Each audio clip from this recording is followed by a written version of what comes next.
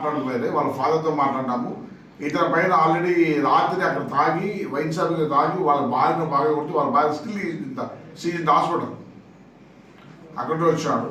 అతను రావడం కూడా రాత్రి 9 అక్కడ నుండి వీడియో చెప్తున్నాము. రాత్రి 11 దాకా కూడా బెంగళూరు ఉన్నాడు. మార్నింగ్ వచ్చాడు. మా ఫాదర్ వాళ్ళ ఇంటికి రాణించుకోలేదు. వాళ్ళ ఫాదర్ ఒక పక్క ఉగాది, మరో పక్క రంజాన్ పండుగ వస్తున్న సందర్భంగా రాష్ట్ర ప్రభుత్వం కానుకల మీద కానుకలు, పథకాల మీద పథకాలు ప్రకటిస్తూ ఉంది. ఒక పక్క దివ్యాంగ శక్తి అనేటువంటి పథకం ద్వారా రాష్ట్ర వ్యాప్తంగా ఉన్నటువంటి 12 లక్షల పైచిలకు మంది దివ్యాంగులకు ఉచితంగా బస్సు ప్రయాణం కల్పిస్తూ ఉంది. అదేవిధంగా దివ్యాంగులతో కూడా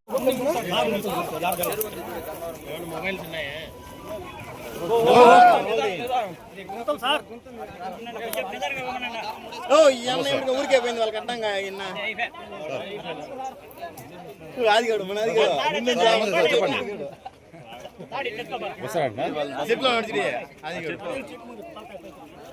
చెప్పండి సార్, నేను రెడీ చేసుకోవాలి సార్ అని చెప్పాలి.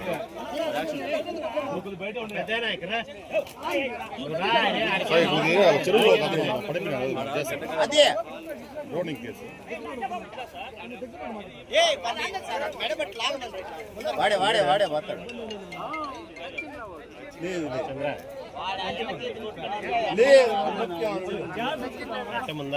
ఇప్పుడే బెండ్ వేసుకోమని సార్, ఫస్ట్ లో వేసుకోమని సార్. బెండ్ వాడు బాగానే ఉన్నాడు. అయిపోయింది సార్, అయిపోయింది. అదే కదా అంతసేపు బతికే ఉన్నాడా, వదిలేదు.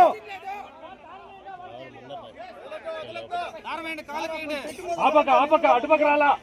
ఏ బాబు అటుపక్క రండి, అటుపక్క రండి. ఆపక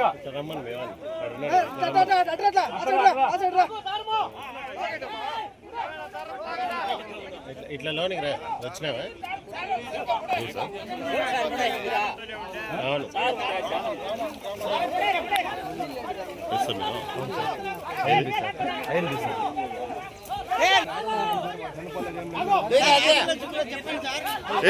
తాడు లాగేదానికి ఎందుకు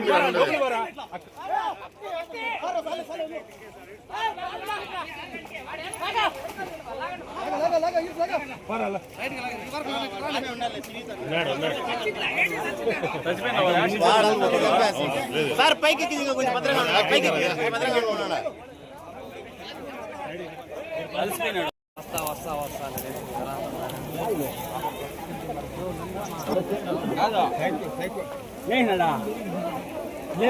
పండు పెట్టుకున్నారా అట్లే ఎక్కువ పోతాను.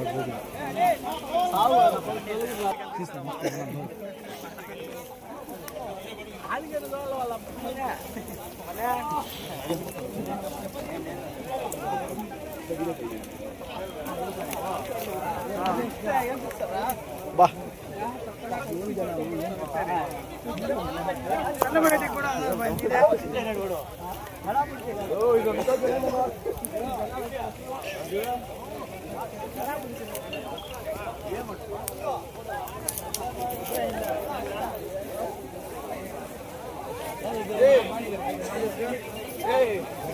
పంచాయతీ వాడు మంచిగా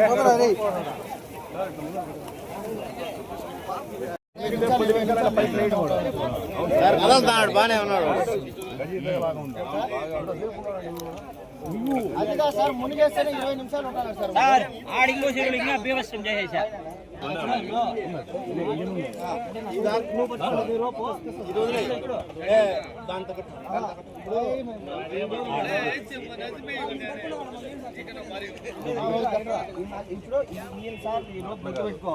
బాబు అదే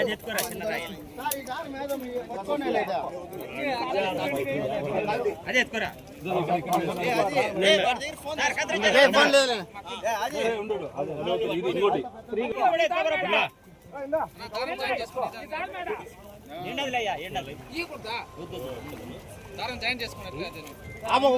నమస్కారం అండి.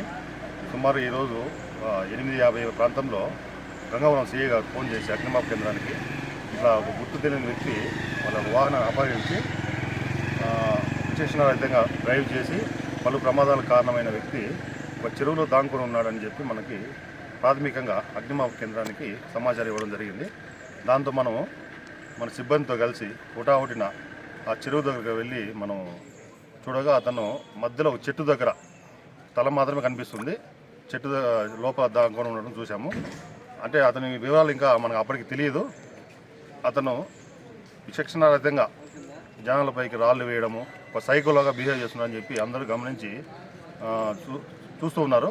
మనం ఆ ప్రాంతంలో మన అగ్నిమాపక సిబ్బంది మన దగ్గర ఉన్నటువంటి లైఫ్ బాయ్స్ కానీ లైఫ్ జాకెట్స్ రోప్ సహాయంతో మన సిబ్బంది లోపలికి దిగి అతనికి సమీపించి చాకచక్యంగా అతన్ని పట్టుకొని తీసుకురావడం జరిగింది సురక్షితంగా. అతను అప్పుడు ప్రాణం అంటే కాన్షియస్లోనే ఉన్నాడు. సురక్షితంగా తీసుకొచ్చి పోలీసు వారికి అప్పచెప్పి అదేవిధంగా మన ఏరియా గవర్నమెంట్ హాస్పిటల్ నుంచి అంబులెన్స్ రాగానే అతనికి ప్రాథమిక చికిత్స కోసం ఇక్కడికి పంపించడం జరిగింది. అతనికి వివరాలు మొత్తం పోలీస్ డిపార్ట్మెంట్ వాళ్ళకి తెలియాల్సి ఉంది. పూర్తి వివరాలు ఇంకా తెలియలేదు కాబట్టి మన అగ్నిమాపక సిబ్బంది రెస్క్యూ చేసి అతన్ని బతికించి ఇక్కడ గవర్నమెంట్ హాస్పిటల్కి పంపడం జరిగింది.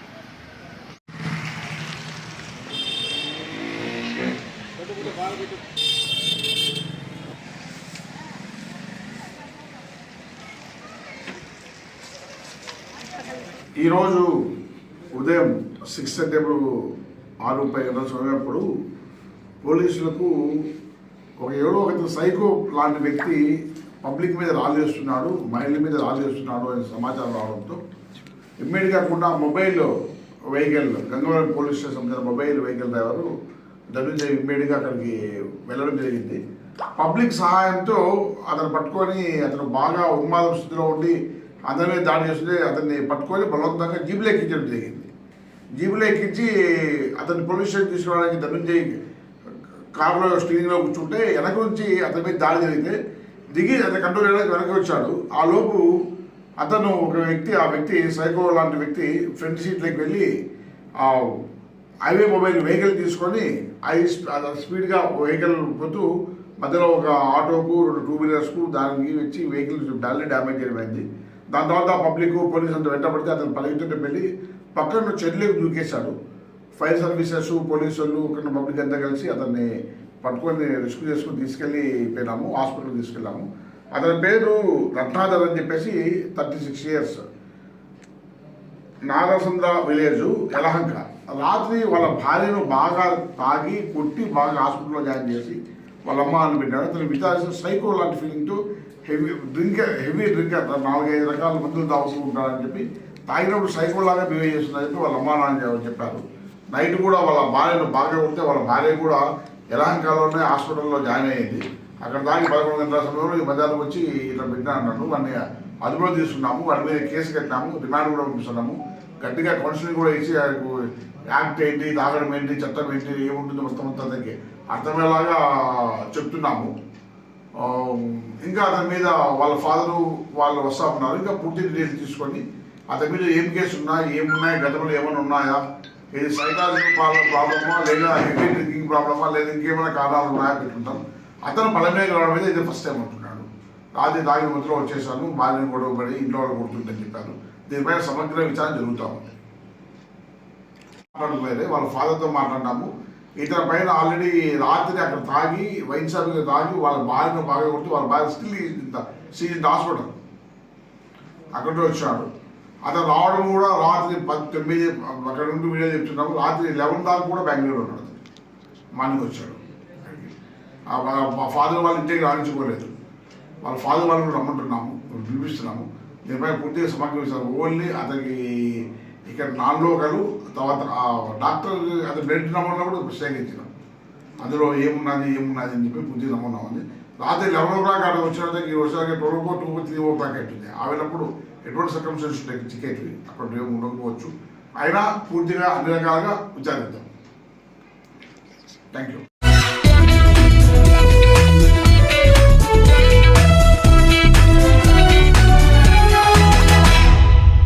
ఒక పక్క ఉగాది, మరో పక్క రంజాన్ పండుగ వస్తున్న సందర్భంగా రాష్ట్ర ప్రభుత్వం కానుకల మీద కానుకలు, పథకాల మీద పథకాలు ప్రకటిస్తూ ఉంది. ఒక పక్క దివ్యాంగ శక్తి అనేటువంటి పథకం ద్వారా రాష్ట్ర వ్యాప్తంగా ఉన్నటువంటి 12 లక్షల పైచిలకు మంది దివ్యాంగులకు ఉచితంగా బస్సు ప్రయాణం కల్పిస్తూ ఉంది. అదేవిధంగా దివ్యాంగులతో కూడా ఉన్నటువంటి సహాయకులకి 50% బస్సు ప్రయాణంలో రాయితీ. శ్రీశక్తి పథకం ద్వారా మహిళలకు ఏ బస్సుల్లో అయితే ఉచితంగా బస్సు ప్రయాణం కల్పిస్తూ ఉందో దివ్యాంగులకు కూడా ఉచిత బస్సు ప్రయాణం కల్పిస్తూ ఉంది ఈ రాష్ట్ర ప్రభుత్వము. త్వరలో రేపే ప్రారంభించబోతోంది. ఈ పథకం ఈ విధంగా ఉంటే దివ్యాంగులు ఆనందం వ్యక్తం చేస్తున్నారు. ఒక హాస్పిటల్కి పోవాలన్నా, ఒక బంధువుల ఇంట్లోకి పోవాలన్నా బస్ ఛార్జ్ చెల్లించాల్సిన పని లేదు. ఉగాది కానుక ముందుగానే ఇస్తున్నది ఈ రాష్ట్ర ప్రభుత్వం. అదేవిధంగా రంజాన్ సందర్భంగా ఇమాములకి మౌజములకి వేతనాలు, గౌరవ వేతనం 10,000 మంది రాష్ట్రంలో ఉన్నటువంటి ఇమాములు మైజాములకు 5,000 రూపాయల చొప్పున దాదాపు 45 కోట్ల రూపాయలు విడుదల చేయింది. గత జగన్ ప్రభుత్వ హయాంలో ముస్లింల పక్షాన మొసలి కన్నీరు కార్చి ఇఫ్తార్ విందు పెట్టి ఏదో ఊరికా పోయి ముద్దులు పెట్టేసి వచ్చింది తప్పించి ఇమాములకి మౌజాములకి ఇవ్వాల్సిన డబ్బులు చెల్లించకుండా, గౌరవ వేతనం చెల్లించకుండా ఒక పక్క వేధింపులు. ఈరోజు రాష్ట్ర ప్రభుత్వం ఇమాములకి మౌజాములకి రంజాన్ సందర్భంగా 10,000 మందికి రాష్ట్రంలో దాదాపు 45 కోట్ల రూపాయల విడుదల చేయడం జరిగింది. అదేవిధంగా ఉద్యోగాల జాతర, ఉగాది సందర్భంగా జాబ్ క్యాలెండర్, దాదాపుగా 10,000 ఉద్యోగాలు, 1,500 అసిస్టెంట్ ప్రొఫెసర్ ఉద్యోగులు, 500 ఏఈ పోస్టులు, 200 వార్డర్ల పోస్టులు, 200 స్టాటిస్టిక్స్ పోస్టులు, 100 గ్రూప్ 1 పోస్టులు, 500 గ్రూప్ 2 పోస్టులు విడుదల చేయడానికి అన్ని ఏర్పాట్లు చేసి రేపు పొద్దున ఉగాది నాడు ప్రకటించబోతున్నాం. ఇది పరిపాలన అంటే. ఇది వదిలిపెట్టేసి చంద్రబాబు నాయుడు గారు కలెక్టర్ కాన్ఫరెన్స్ ఎందుకు పెట్టుకుంటున్నాడు, క్యాబినెట్ మీటింగ్ ఎందుకు పెట్టుకుంటానని మాట్లాడుతున్నాడు జగన్మోహన్ రెడ్డి వైసీపీ బ్యాచ్. అంటే కలెక్టర్స్ కాన్ఫరెన్స్, క్యాబినెట్ మీటింగ్ పెట్టకుండా తాడేపల్లి ప్యాలెస్లో కూర్చొని పబ్జీ గేమ్లు ఆడుకుంటా ఉండాలా. అది ముఖ్యమంత్రి చేయాల్సిన పని జగన్మోహన్ రెడ్డి దృష్టిలో. 24 గంటల సేపు పరిపాలన పైన దృష్టి పెట్టి ప్రజలకు ఏ విధమైనటువంటి సహాయం అందుతుంది, ఏ విధమైన పరిపాలన అందిస్తూ ఉన్నారని సెల్ఫ్ ఆడిట్ చేసుకోవడానికి కోసమే కలెక్టర్ కాన్ఫరెన్స్ పెట్టారనే విషయాన్ని జగన్మోహన్ రెడ్డి గుర్తుపెట్టుకోవాలా. నీ మాదిరి పబ్జీ గేమ్లు ఆడుకుంటూ తాడేపల్లి కొంపలో కూర్చొని కాలక్షేపం చేసే ప్రభుత్వం కాదు. 24/7 ప్రజల గురించి ఆలోచించే ప్రభుత్వం, ప్రజల గురించి పరితపించే ప్రభుత్వం అని ఈ సందర్భంగా తెలియజేసుకుంటూ ముస్లిం సోదరులకు, అదేవిధంగా ఇతరులు మన హిందువులకి, అన్ని వర్గాల ప్రజలకి ఉగాది పర్వదిన శుభాకాంక్షలు తెలియజేసుకుంటున్నాం.